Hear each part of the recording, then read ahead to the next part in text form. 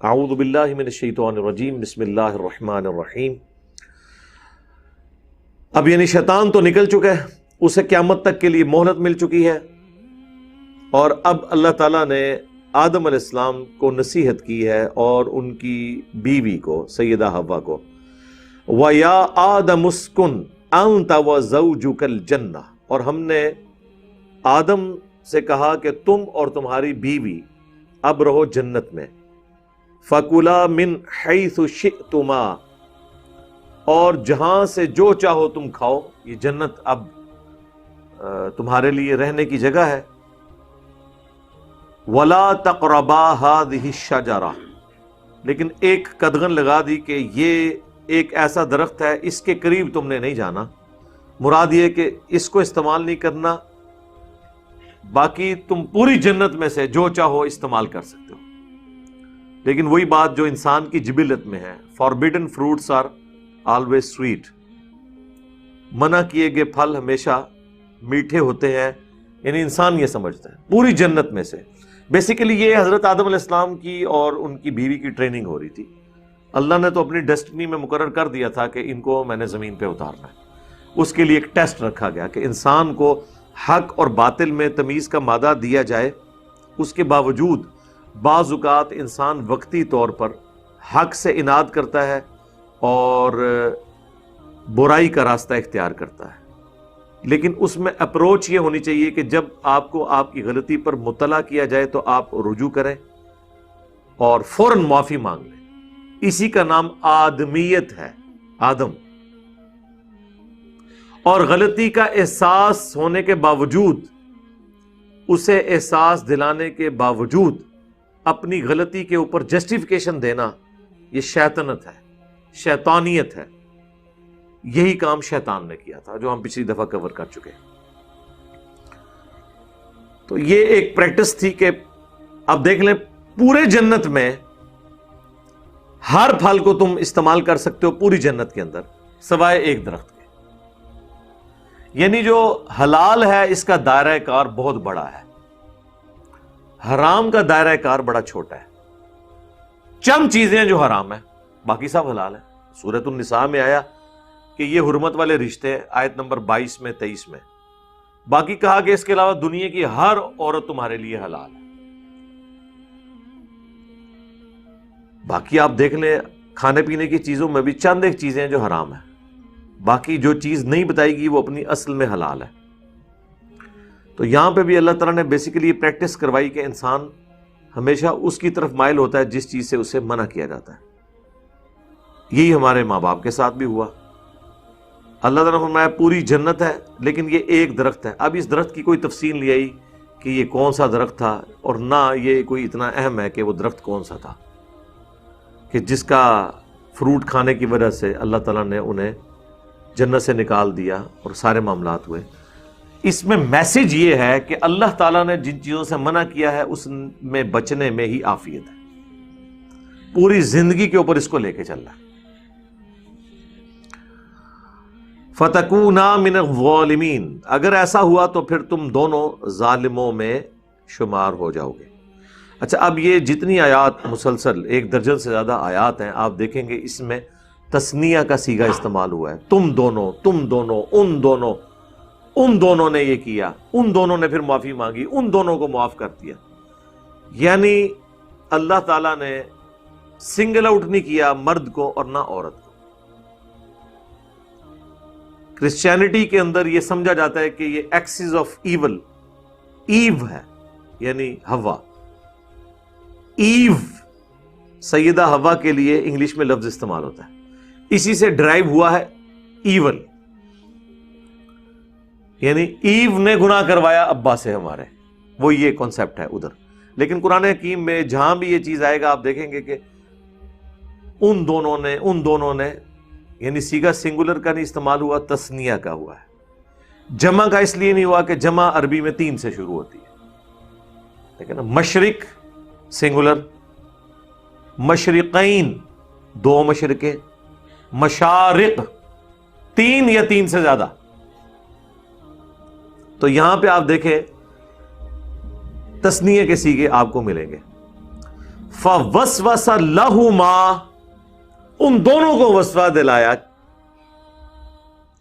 اگر ہوتا نا فوسوس لہو تو سنگولر کا صیغہ ہوتا، لہم ہوتا تو پلورل کا صیغہ ہوتا. اچھا وہ پلورل کا صیغہ بھی بعض جگہ آیا ہے، وہاں پہ پوری انسانیت کو اللہ نے مراد لی ہے کیونکہ انہی دونوں سے آگے نسل چلنی تھی نا، لیکن یہاں پہ اسپیسیفکلی تثنیہ کا صیغہ ہے. فوسوس لہما الشیطان، تو ان دونوں کو وسوسہ دلایا شیطان نے، لیبدی لہما ما وری عنہما من سوآتہما، تاکہ بے پردہ کر دے ان کے لیے جو ڈھانپا گیا تھا ان کی شرمگاہوں سے. اس سے یہ لگتا ہے کہ کوئی جنتی لباس تھا جو دونوں کو پہنایا گیا تھا، اور وہ جیسے ہی پھل کھایا ان کے جسم سے وہ لباس اتر گیا اور ان کی شرمگاہیں ایک دوسرے پر آشکار ہو گئی. یعنی یہ فربیڈن فروٹ کھانے کی وجہ سے اللہ تعالیٰ کی طرف سے ایک سزا ہوئی. اب وہ جنتی لباس کس طرح کا تھا اس کی کوئی تفصیل آئی نہیں ہے. مختلف روایتیں، اب اسرائیلی روایتوں میں ملتا ہے یہ ناخن جو ہے یہ اس جنتی لباس کی باقیات ہیں. خیر میری تو نہیں عقل مانتی کہ اس طرح کا کوئی لباس ہو، یہ تو بڑا ہارڈ ہے، پورے جسم پہ تو یہ ہو، واللہ عالم. باقی اس میں صرف اتنا ہی ذکر ہے کہ ان کے جسم کے جو جنتی لباس تھا وہ اتار دیا گیا اور شرمگاہیں ان کے لیے ظاہر ہو گئی. اس میں یہ بھی شائبہ ملتا ہے کہ شاید اس سے پہلے سیکس کے حوالے سے کوئی ایجوکیشن نہیں تھی، نہ یہ پتا تھا کہ یہ چھپانے کی جگہ ہے. اللہ تعالیٰ نے یہ اس کھانے کی وجہ سے ان کے اندر یہ کمپیٹنسی پیدا ہوگی کہ ان کو اس چیز کی شناخت بھی ہوگی. اور آج بھی آپ دیکھ لیں جو کھاتے پیتے لوگ ہیں نا ان کے اندر یہ اس طرح کی چیزیں زیادہ کودتی ہیں. جس کو 2 وقت کی روٹی کی فکر ہو وہ بیچارہ ان کاموں میں نہیں پڑتا. عیاشی سارے وہ لوگ کرتے ہیں جن کے پیٹ بھرے ہوئے ہوتے ہیں، جتنا کھاتے ہیں اتنی شہوت ان کے اندر کودتی ہے. وقال، اور کہا، کس نے؟ شیطان کی طرف آ رہا ہے کہ شیطان نے جو وسوسہ دلایا تو وہ کون سا وسوسہ تھا؟ ما نہاکما، تم دونوں کو نہیں منع کیا گیا، ربکما، تم دونوں کے رب کی طرف سے، عن ہذہ الشجرہ، اس کھانے سے متعلق کہ تم نے یہ درخت کا کھانا نہیں کھانا، اس کا فروٹ نہیں کھانا، الا، مگر اس لیے، ان تکونا، کہ کہیں ایسا نہ ہو کہ تم دونوں ہو جاؤ ملکین، فرشتے، او تکونا من الخالدین، یا تم ہمیشہ کے لیے زندہ رہنے والے بن جاؤ. شیطان نے انہیں وسوسہ کیا دلایا؟ اچھا اب وہ کہتے ہیں جی شیطان کی شکل میں آیا تھا. او بھائی جس شکل میں بھی آیا تھا آپ کا اس سے کیا لینا دینا؟ وہ جی شیطان جنت کے اندر کیسے چلا گیا؟ بڑی عجیب و غریب روایتیں مشہور کی ہیں. جی سانپ کی شکل میں تھا، وہ جناب دروازے کے نیچے سے گھس گیا. بھائی اللہ تعالیٰ نے جب اسے قدرت دی تھی وسوسہ دلانے کی تو شیطان کو فزیکلی کہیں جانے کی ضرورت نہیں ہے. شیطان دنیا میں جہاں کہیں بھی بیٹھا ہو اللہ نے اسے یہ طاقت دی ہے کہ وہ کسی کے دل میں بھی وسوسہ ڈال سکتا ہے. یہ اس کو پاور دی ہے اللہ نے آزمائش کے لیے. اصل مقصد یہ کہ آپ نے اس بات کے اوپر توجہ کرنی ہے کہ شیطان انسان کو وسوسہ دلاتا کیسے ہے. اسے لمبی امیدیں دلا دیتا ہے، جینے کی خواہش ہمیشہ کے لیے یہ انسان کے اندر موجود ہے. انسان کی انسٹنکٹ میں ہے کہ وہ مرنا نہیں چاہتا، اور یہ خواہش اللہ تعالیٰ جنت میں اس کی پوری کر دے گا، ہمیشہ کی زندگی اسے مل جائے گی. ایک یہ خواہش ہے، دوسرا خدا بننے کی خواہش ہے انسان کے اندر. اسی لیے انسان نے خدائی کا دعویٰ کیا ہے. یہ خواہش بھی اللہ تعالیٰ پوری کر دے گا اس درجے میں کہ خدا کی جو کوالٹی ہے کن فیکون، کہ جو خواہش کرو وہ تمہیں مل جائے، یہ انسان کو اللہ تعالیٰ دے دے گا. البتہ خالق اور مخلوق کا فرق تو رہے گا، ظاہر ہے. یہ نہیں ہو سکتا کہ خالق اور مخلوق کا فرق ختم ہو جائے. ہماری زندگی مستعار ہے اللہ سے، اللہ کی ذاتی ہے، ہماری ادھار کی ہے. ہم بھی ہمیشہ زندہ رہیں گے لیکن اللہ کے عطا کرنے پر. اللہ کی زندگی اپنی ہے، وہ کسی کا محتاج نہیں ہے. ہماری خواہشات کی تکمیل اللہ کی وجہ سے ہوگی، کن فیکون، یہ اللہ کی عطا سے ہوگا. اللہ کی یہ کوالٹی اپنی ہے. والحی القیوم، وہ زندہ ہے، سب کو تھامنے والا ہے. اسی کے لیے میں نے ایک ٹرم ڈیوائز کی ہے منی گاڈ، اس اعتبار سے کہ اللہ تعالیٰ انسان کی وہ چھپی ہوئی خواہش، اچھا مجھے بتائیں انسان کے اندر جو یہ خواہش ہے یہ رکھی کس نے؟ اللہ نے۔ کریٹر سے بہتر کون سمجھ سکتا ہے؟ الا یعلم من خلق، کیا وہی نہ جانے گا جس نے تمہیں پیدا کیا؟ یہ آتا ہے نا سورۃ الملک میں، اسے پتا ہے اس نے کیا کیا خواہش رکھی ہے۔ سیکس رکھا ہے، اللہ نے حوریں رکھ دی ہیں۔ کھانے کی خواہش رکھی ہے، ہر کھانے کی چیز وہاں پہ موجود ہے۔ انسان کی مرضی چلے، خدائی کا دعویٰ کیوں کیا فرعون نے؟ تاکہ اس کی مرضی چلے، لوگ اس کی بات مانیں، اس کا آرڈر چلے۔ سر فرعون کو تو مصر ملا تھا، بخاری مسلم اٹھائیں، جو سب سے آخر میں جنت میں جائے گا ہزاروں لاکھوں سال کا اپنا عذاب بھگتنے کے بعد، ڈائریکٹ نہیں، صرف ایک کلمے کی برکت سے سب سے آخر میں جو جنت میں جائے گا اسے پلانٹ ارتھ سے 10 گنا بڑی جنت ملے گی۔ پلانٹ ارتھ، یہاں تو لوگ ایک ملک پہ حکومت چاہتے ہیں نا، ایک سٹی پہ حکومت چاہتے ہیں، یا زیادہ پوری دنیا پہ چاہتے ہوں گے نا۔ وہ بھی دنیا پہ ان کی حکومت نہیں ہوتی ہے، دنیا کے انسانوں پہ ہوتی ہے۔ 2/3 تو سمندر ہے، اس کے اندر مخلوقات ہیں، مخلوقات پہ نہیں ہوتی ہے۔ کسی درخت کو کوئی امریکن صدر حکم دے کہ تو فروٹ اگا سکتا ہے، لیکن سر یہ تو ہر جنتی کو وہاں پہ مل جانا ہے، 10 گنا بڑی جنت۔ یہ جو اتنی گلیکسیز دریافت ہو رہی ہیں یہ سرکار ہمارے لیے ہیں، یہ ہمارے باپ کی میراث ہے، انشاءاللہ ہمیں ملنے والی ہیں انشاءاللہ تعالی۔ تو وہاں پہ انسان کا حکم چلے گا، موت نہیں آئے گی، حکم چلے گا، ہمیشہ کی زندگی مل جائے گی، اور کیا چاہیے؟ سب کچھ مل گیا۔ بخاری مسلم دونوں میں آتا ہے کہ جنتی جب جنت میں جائیں گے تو اللہ تعالیٰ کی طرف سے ندا دی جائے گی، مسلم میں تو ذرا تفصیل کے ساتھ ہے، تمہیں مبارک ہو، آج کے بعد کبھی موت نہیں آئے گی، ہمیشہ زندہ رہو گے، آج کے بعد بوڑھے نہیں ہوگے، ہمیشہ جوان رہو گے، آج کے بعد کوئی بیماری تمہیں نہیں آئے گی، ہمیشہ خوشحال رہو گے، اور چوتھی چیز، اب اللہ تم سے ناراض کبھی نہیں ہوگا۔ یار یہ سب سے بڑی تلوار ہے جو ایک انسان کے اوپر لٹک رہی ہے۔ پوری زندگی بولین الجبرا ہے، 0 1 0 1 0 1۔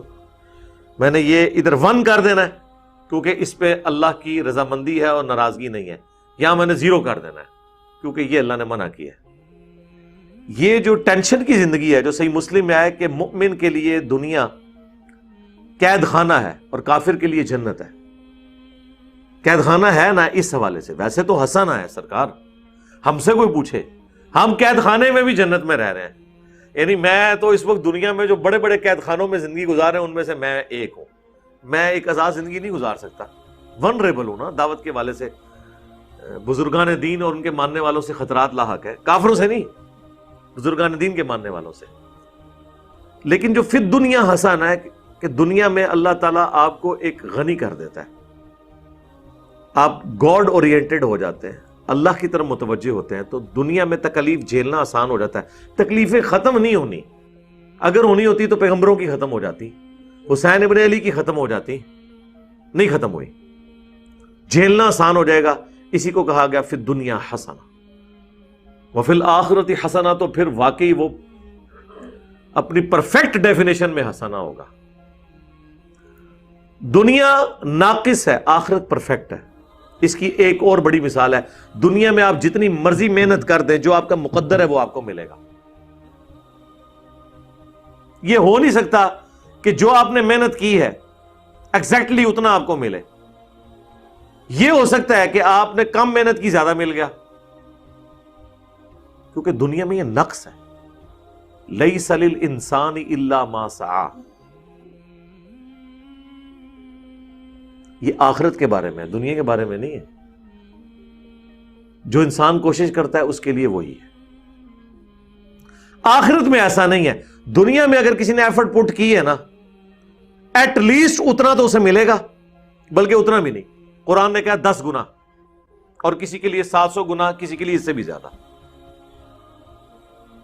آخرت میں یہ نقص نہیں ہوگا، یہ دنیا کا نقص ہے کہ ایک بندہ ایفرٹ کرتا ہے، کامیاب ہو بھی سکتا ہے، ناکام بھی ہو سکتا ہے۔ آخرت میں اس نے کامیاب ہونا ہی ہونا ہے، 10 گنا اس کو ملنا ہے کم از کم۔ اسی بات کو اللہ تعالیٰ یقین دلانے کے لیے نا بار بار آخرت کے بارے میں کہتا ہے اللہ تعالیٰ اپنے وعدے کی خلاف ورزی نہیں کرتا. یہ بات کیوں کہتا ہے اللہ؟ دنیا کے لیے تو نہیں کہتا، کیونکہ دنیا کے بارے میں تو اللہ نے کہہ دیا انہیں اپنی مرضی سے دینی ہے، اس لیے دنیا میں اللہ نے وعدہ بھی نہیں کیا ہوا اس طرح کا. آخرت کا اللہ کا وعدہ ہے کہ نہ رسولوں کے وعدے جھوٹے ہوں گے، نہ اللہ کا وعدہ جھوٹا ہوگا. جس نے محنت کی ہے، یہ اکثر لوگ کہہ دیتے ہیں نا منو تو اللہ نے جہنم ہی جی سٹ رہا ہے، نعوذ باللہ. کبھی بھی نہیں یہ کہنا چاہیے. بخاری مسلم کی حدیث ہے میں اپنے بندے کے گمان کے قریب ہوں جیسا میرے بارے میں گمان کرے. لیکن چھڑا گمان ہی نہیں، نرا گمان نہیں، ایفرٹ پٹ کرنے کے بعد. میں نے دیکھا کہ یہ لوگ بڑے کانفیڈنٹ ہیں، دھڑلے سے برائیاں کرتے ہیں اور کہتے ہیں نہیں جی اللہ بخش دے گا، مجھے پتا ہے. تنوں کچھ بھی نہیں پتا ڈنگرا، کچھ بھی نہیں پتا.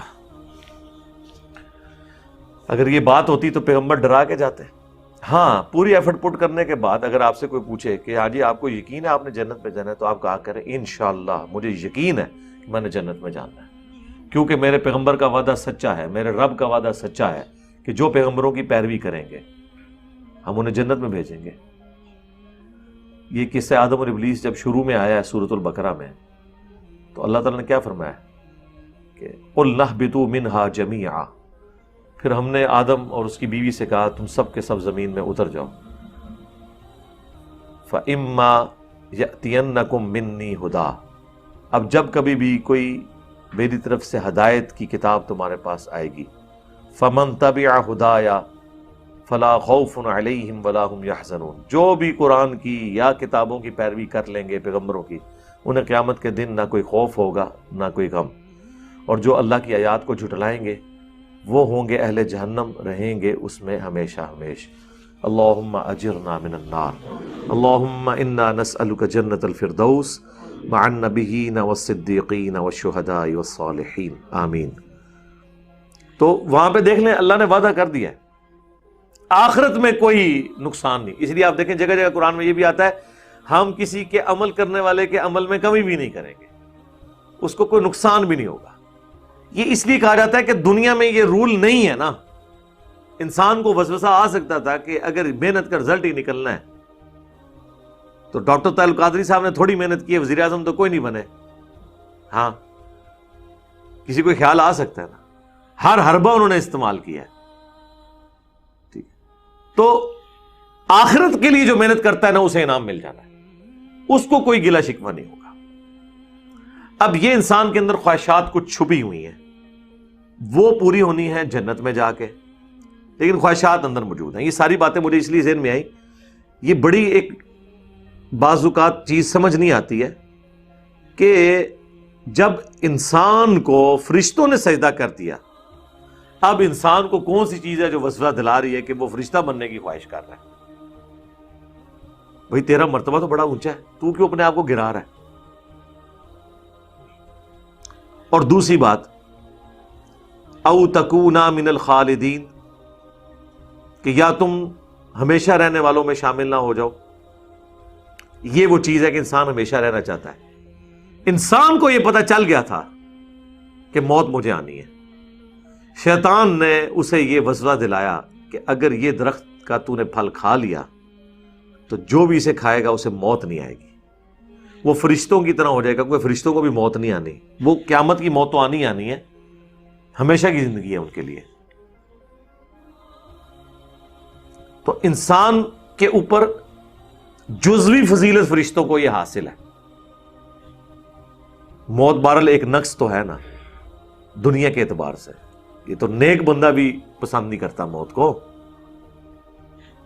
صحیح بخاری کی حدیث ہے نا، حدیث قدسی، کہ اللہ تعالیٰ فرماتا ہے، نبی علیہ السلام کہتے ہیں، وہ جو حدیث ہے ہاتھ بن جاتا ہوں پاؤں بن جاتا ہوں، وہ والی حدیث، اس میں یہ بھی الفاظ ہے، اللہ تعالیٰ فرماتا ہے کہ مجھے کسی بات سے اتنا تردد نہیں ہوتا جتنا تردد مجھے ہوتا ہے جب میں اپنے نیک بندے کی روح کو قبض کرنے لگتا ہوں. کیونکہ وہ بھی تو دنیا میں رہنا چاہتا ہے نا، کون نہیں رہنا چاہتا. اچھی صحت والی زندگی اللہ سے مانگنی چاہیے. جتنی زندگی زیادہ ہوگی آپ اتنی زیادہ نیکیاں کر سکتے ہیں. رذیل عمر تک نہ پہنچایا جائے وہ تو دعا ہے، وہ ایک الگ چیز ہے. ورنہ زیادہ زندہ رہنے کی خواہش تو انسان کو ہوتی ہے نا. یار موسیٰ علیہ السلام نے نہیں تھا تھپڑ مار دیا اسرائیل کو، بخاری مسلم میں آتا ہے. تو وہ زندہ رہنے کی خواہش تو انسان کے اندر موجود ہے.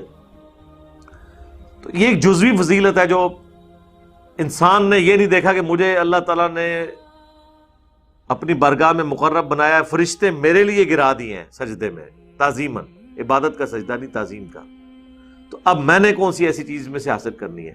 لیکن یہ انسان کی انسٹنکٹ میں ہے، اور اسی چیز کو اللہ کے نبی علیہ السلام نے بخاری مسلم میں حدیث ہے، ہمیشہ اپنے سے نچلے لوگوں کی طرف دیکھا کرو، یوں تمہیں اللہ کی نعمتوں پر قناعت اور صبر نصیب ہوگا. اوپر نہیں دیکھنا اپنے سے.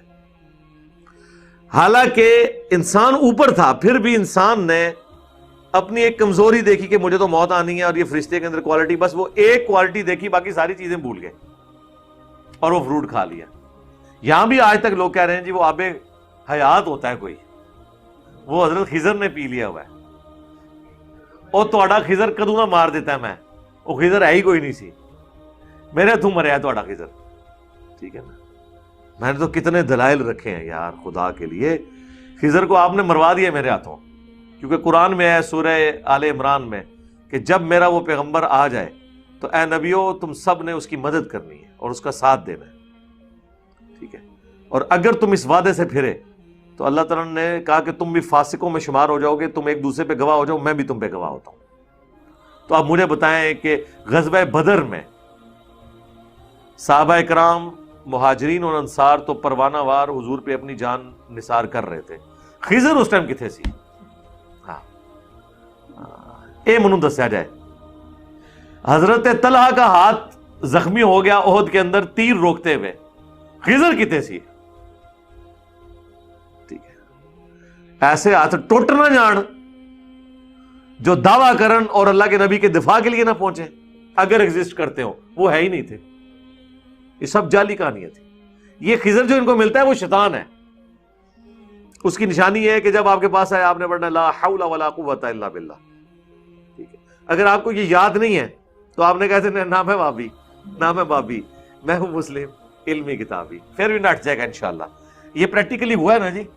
وہ آپ پتہ یہ شاہ دولے کی چوئی ہے نا، پکڑ لے نا کسی کو، آج کل تو وہ واردات بھی کر رہی، شاہ جی نے کام بھی پا چھڑے ساڑھے. تو یہ شاہ دولے کی جو چوئی ہیں نا، یہ بھیک مانگتی ہیں اور پھر آپ کو پکڑ لیتے ہیں، وہ چھوڑتے نہیں اس وقت تک جب تک کہ آپ وہ بھیک دے نہ دیں. تو میرے سسر مجھے بتانے لگے، بلکہ تو کافی عرصہ پہلے انہوں نے مجھے یہ بات بتائی کہ وہ میرے دروازے پہ آ کے وہ کھڑا ہو گیا، اٹھ ہی نہیں تھا رہا نا، بیلنے دے دروازہ کٹائے گیا. تو میں نے باہر نکل کے میں وابی ہاں بھاگ گیا. ٹھیک ہے، وابی کہنے بھاگ گیا، اللہ تو نہ میں وابی نہ میں بابی کیتے ہی نہیں سی. تو وہ یعنی اتنی عقل شاہ دولے کی چوئیوں کو بھی ہے کہ جو توحید کے ماننے والے ہیں وہ ہمارے ڈرامہ بازی میں نہیں آئیں گے. مولویوں کو نہیں عقل، شاہ دولے دی چوئیاں نو جنی عقل ہے نا انہی بھی نہیں تانوں آیا کر، اینی انہوں بھی سمجھ ہے کہ اے بابیاں دے مننے والے نہیں کہ میرے کو ڈر جان. کانفیڈنس، ایک توحید آپ کو کتنا کانفیڈنس دے دیتی ہے. تو یہ بعض اوقات انسان کے اندر یہ کمزوری آ جاتی ہے، اس وجہ سے وقتی طور پہ ان کا اس طرف گمان گیا، شیطان نے کام ڈالا، وہ رنگا لگ گیا. وَقَاسَمَهُمَا إِنِّي لَكُمَا لَمِنَ النَّاصِحِينَ، اور وہ ان دونوں کے سامنے قسمیں کھا کے کہنا شروع ہو گیا کہ میں بے شک بالضرور تمہارے بڑا خیر خواہ ہوں، تمہیں نصیحت کرنے والا ہوں. یعنی قسمیں اٹھا کے. یہاں پہ بھی آپ دیکھتے ہیں نا کہانیاں سنا رہے ہوتے ہیں، رب کی عزت کی قسم، اور واقعہ کس کا سنا رہے ہوتے ہیں؟ نبی اسلام کی وفات کے جو 500 سال بعد آ رہا ہے. بھائی اس کا رب اور رسول کے ساتھ کیا لینا دینا کہ آپ قسمیں اٹھا کے اس کے بارے میں کلیم کریں؟ یعنی قسم کھا کے تو آپ صحابہ اور اہل بیت یا پیغمبروں کے بارے میں کلیم کر سکتے ہیں نا، جن کے پیچھے قرآن کھڑا ہوا ہے، اللہ کے نبی کے فرامین کھڑے ہوئے ہیں. جو بندے ہی بعد میں آ رہے ہیں ان کے بارے میں آپ کہہ رہے ہیں کہ جی جناب یہ ہو گیا وہ ہو گیا، اور ساتھ بھی وہ کہتے ہیں رب کی عزت کی قسم. ہاں نا، اوپر دیکھا تو سونا، نیچے دیکھا تو سونا. ٹھیک ہے، اور وہ ساتھ کہتے ہیں ہاں نا، یعنی میں بھی دیکھ رہا تھا. تو یہ وہ والی چیز ہے. تو شیطان نے قسم دلوائی، قسمیں کھا کے کہا. اب یہاں دیکھیں، یہاں پہ بھی وہی صیغہ تثنیہ کا ہے، وَقَاسَمَهُمَا إِنِّي لَكُمَا، دونوں کے صیغے کے ساتھ، لَمِنَ النَّاصِحِينَ، ضرور بالضرور خیر خواہ. فَدَلَّاهُمَا بِغُرُورٍ، تو شیطان نے ان کو آخر گرا دیا دھوکہ دے کے، بہکا ہی دیا۔ فلما، پس جب ذاق الشجرہ، ان دونوں نے وہ کھایا پھل اس درخت کا، بدت لہما سوآتہما، تو ان کے لیے پھر ان کی شرمگاہیں ظاہر ہوگی، جنتی لباس اتر گیا، سزا مل گئی۔ وطفقا یخصفان علیہما من ورق الجنہ، تو اب جیسے شرمگاہیں ظاہر ہوئیں تو ظاہر ہے کہ وہ انسان کی جبلت ہے، تو انہوں نے درختوں کے پتوں سے اپنی شرمگاہوں کو چھپانا شروع کر دیا۔ ظاہر ہے اس وقت کوئی فیکٹری نہیں لگی ہوئی تھی، وہی کپڑے تھے، ایک ہی جوڑا تھا، وہ بھی اللہ نے لے لیا، اور پھر جب اللہ لے لے تو پھر تو کچھ نہیں ہو سکتا، تو پھر انہوں نے درختوں کے پتوں سے اپنے جسم کو ڈھانپنا شروع کر دیا۔ وَنَادَاهُمَا رَبُّهُمَا، تو اس وقت پھر ان کے رب نے ان دونوں کو ندا دی، أَلَمْ أَنْهَكُمَا عَنْ تِلْكُمَا الشَّجَرَةِ، کیا میں نے تم دونوں کو اس درخت کے حوالے سے منع نہیں کیا تھا؟ وَأَقُلْ لَكُمَا إِنَّ الشَّيْطَانَ لَكُمَا عَدُوٌّ مُّبِينٌ، اور میں نے تمہیں یہ بھی بتایا تھا کہ بے شک شیطان تمہارا کھلا دشمن ہے۔ ظاہر ہے کہ شیطان بنے ہی ان کی وجہ سے تھا نا، انکار یعنی سبب تو وہی بنے نا، تو جیلسی فیکٹر، اسی لیے ابلیس کہا جاتا ہے، ابلیس جیلسی رکھنے والا، حسد کرنے والا۔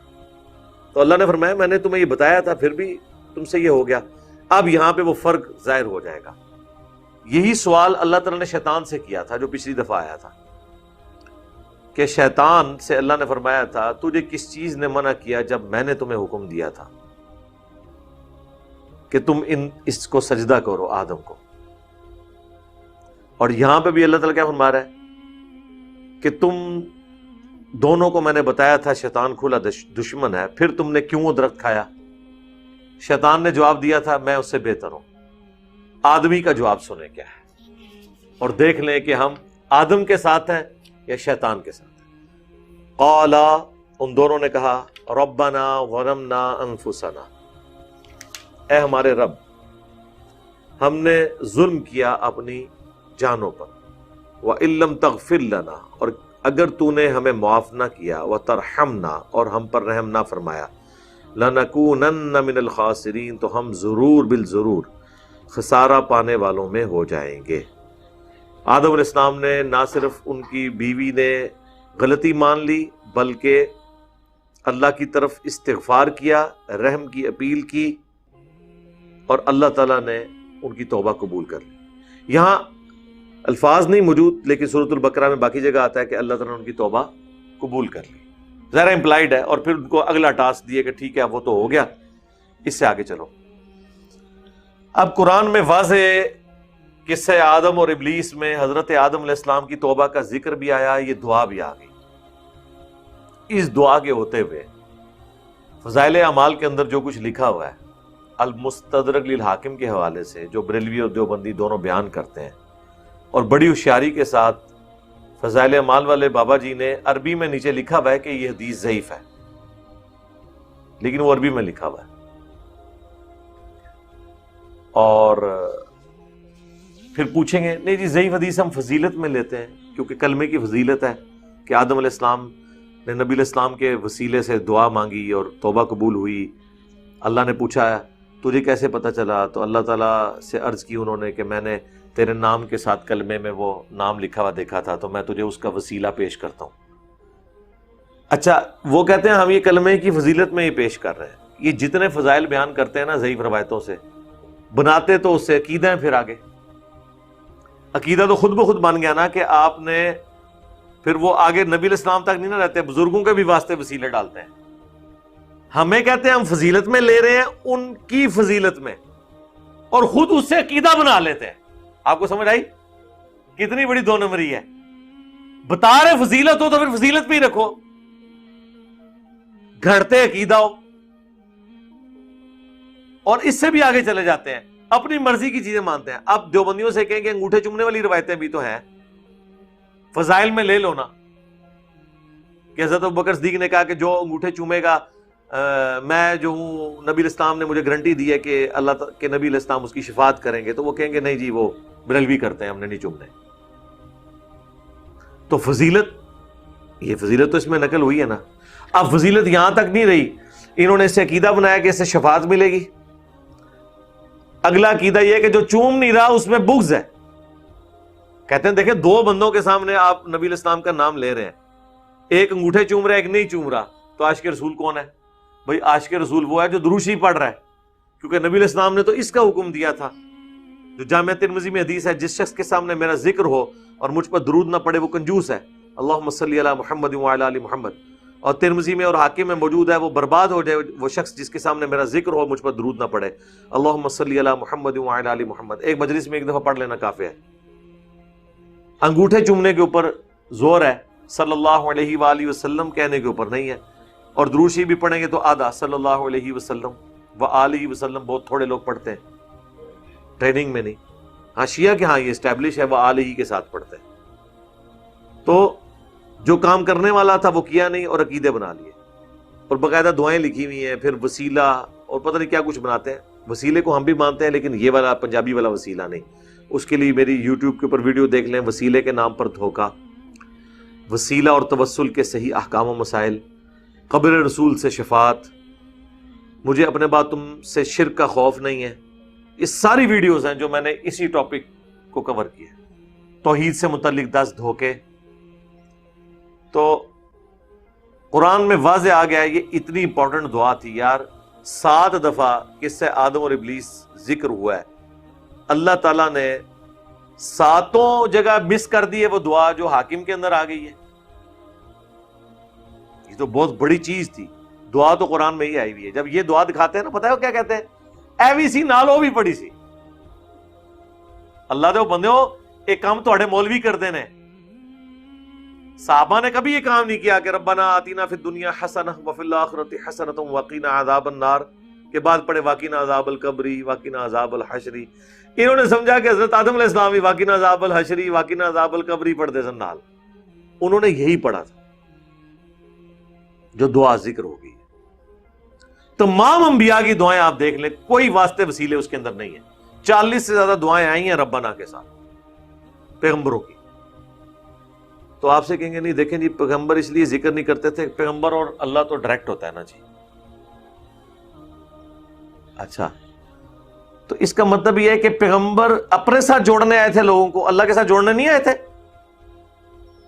سرکار یہ کتنی بڑی بات آپ کر رہے ہیں. قرآن میں اللہ نے سورہ آل عمران میں فرمایا کبھی ایسا نہیں ہوا کہ ہم کسی پیغمبر کو کتاب, حکم, نبوت دے کر بھیجیں اور وہ لوگوں سے یہ کہنا شروع کر دے کہ لوگوں میرے بندے بن جاؤ اللہ کو چھوڑ کر, بلکہ وہ تو کہے گا کونو ربانیین, تم سب کے سب اللہ والے بن جاؤ. اللہ تو کہہ رہے ہیں پیغمبروں نے تو کبھی کیا ہی نہیں ہے کہ انہوں نے کہا کہ ہمیں بیچ میں ڈال لو. وہ تو اللہ کے ساتھ جوڑنے کے لیے آتے ہیں. اور پھر ہمارے پیغمبر سے تو اللہ نے کہلوا دیا. رمضان کے اوپر پورا ایک رکوع ہے سورۃ البقرہ میں, اس کے سینٹر میں آیت ہے وَإِذَا سَأَلَكَ عِبَادِي عَنِّي فَإِنِّي قَرِيبٌ. اور اے میرے نبی جب میرے بندے آپ سے میرے بارے میں پوچھتے ہیں تو آپ فرما دو کہ میں تمہارے بالکل قریب ہوں. اجیب الدعوۃ الداعی اذا دعان, ہر پکارنے والے کی پکار کو سنتا ہوں جب وہ مجھے پکارتا ہے. لیکن شرط ہے فَلْيَسْتَجِيبُوا لِي وَلْيُؤْمِنُوا بِي. اسے بھی چاہیے, لوگوں کو بھی چاہیے کہ میرا حکم مانے, مجھ پر ایمان لائیں جیسا کہ ایمان لانے کا حق ہے, تاکہ وہ کامیاب ہو سکے, رشد و ہدایت پا سکے. بڑی مزے کی بات ہے. باقی جتنے فقہی احکام و مسائل ہیں نا عقائد نظریات کے حوالے سے, اس میں پتہ ہے قرآن میں کیا لفظ ہے؟ یسألوکا. اے میرے نبی تم سے پوچھتے ہیں, تم سے پوچھتے ہیں چاند کے بارے میں, تم سے پوچھتے ہیں قتال کے بارے میں. تو اللہ فرماتا ہے قل, اے نبی ان سے فرما دو. لیکن سرکار جب آئی نہ بندے اور اللہ کے ریلیشن شپ کی باری, تو اللہ نے اپنے نبی کو بھی بیچ میں سے نکال دیا. اور یس آلو کا نہیں آیا وَإِذَا سَأَلَكَ عِبَادِي, جب تجھ سے پوچھتے ہیں میرے بندے میرے بارے میں. وَإِذَا سَأَلَكَ عِبَادِي أَنِّي, اب میرے بندے میرے متعلق تم سے پوچھتے ہیں تو فرماؤ میں تمہارے بالکل قریب ہوں, ہر پکارنے والے کی پکار کو سنتا ہوں جب وہ مجھے پکارے. اب اس موقع پہ تو کہنا چاہیے تھا جب مجھے وہ واسطے ڈالے، جب وہ فلاں دربار پہ جائے، وہ یہ کرے وہ کرے، فإنی قریب، میں بالکل قریب۔ پھر آپ کو مثالیں دیتے ہیں، کہتے ہیں وہ دیکھیں جی چھت پہ اوپر جانے کے لیے سیڑھی کی ضرورت ہے، سیڑھی کے بغیر آپ اوپر جا نہیں سکتے، تو ڈائریکٹ اللہ تک کیسے پہنچ سکتے ہیں؟ سر سیڑھی اللہ نے بتا دی ہے نا کہ میرے تک پہنچنے کی سیڑھی یہ ہے کہ مجھے پکارنا ہے، اور کس طریقے پہ؟ جو پیغمبر نے سکھایا۔ اس میں واسطے وسیلے کہاں سے آ گئے؟ وہ کہتے ہیں نہیں دیکھیں نا جی آپ بغیر سیڑھی کے تو اوپر نہیں جا سکتے، تو آپ بزرگوں کے بغیر اللہ تک کیسے پہنچ سکتے ہیں؟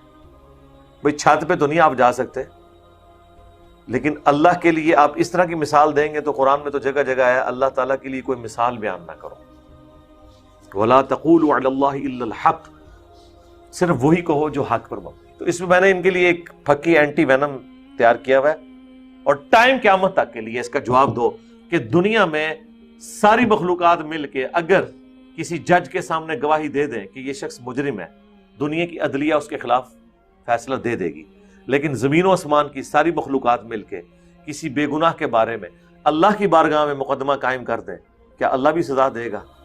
نہیں۔ تو اس کا مطلب ہے اللہ کے لیے آپ مثال بیان نہیں کر سکتے۔ دنیا میں آپ جج کی مثال ہی بیان کریں گے نا، جبکہ اللہ تعالیٰ نے انسانیت کو میگنا کارٹا دے دیا ہے، وَإِذَا سَأَلَكَ عِبَادِي عَنِّي فَإِنِّي قَرِيب۔ اللہ تو خود کہہ رہا ہے کہ میں قریب ہوں، کوئی نہیں بیچ میں چیزیں ڈال رہا، آپ خود اللہ کے اوپر جھوٹ باندھ رہے ہیں۔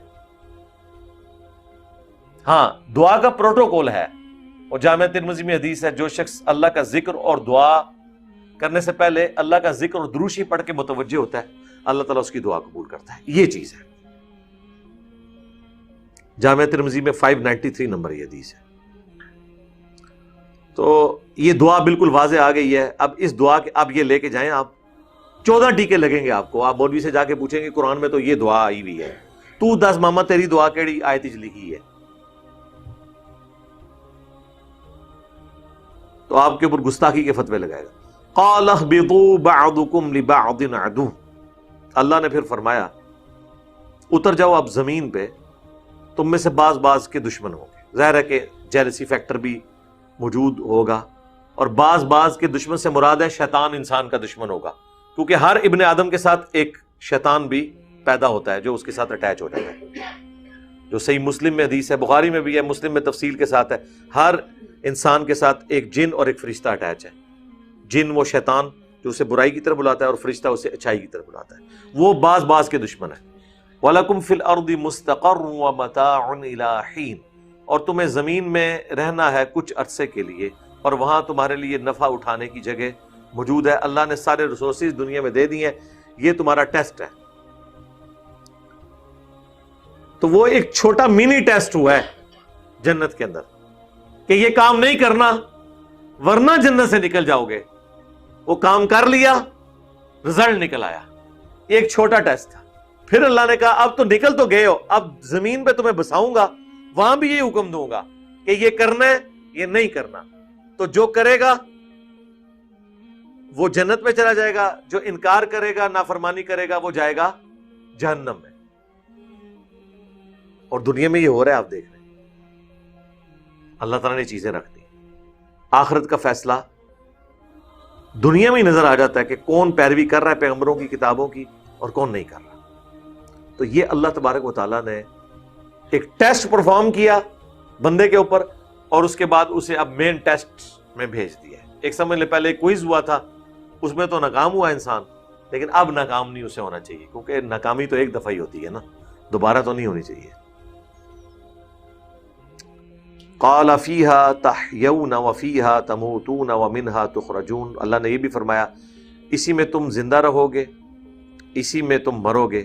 کاش یہی معاملہ ختم ہو جاتا، لیکن پھر یہ جو دھمکی لگائی ہے ومنہا تخرجون، یہ تلوار جو لٹکا دی ہے نا، accountability of the day of judgment, اگر یہ سب کچھ ختم ہو جاتا نا یہاں پہ، یقین کریں عیاشی کی زندگی گزارتے ہیں۔ یہ جو تلوار لٹکا دی ہے نا کہ اس سے پھر تمہیں اٹھایا بھی جائے گا۔ اٹھانے کا مطلب ہے پھر پوچھا جائے گا ہاں بھائی سنا، لا یسأل عما یفعل، وہم یسألون. اللہ کو کوئی نہیں پوچھ سکتا کہ اس نے یہ کیوں کیا. اللہ ہر ایک کو پوچھے گا. اللہم حاسبنا حسابا یسیرا. آمین.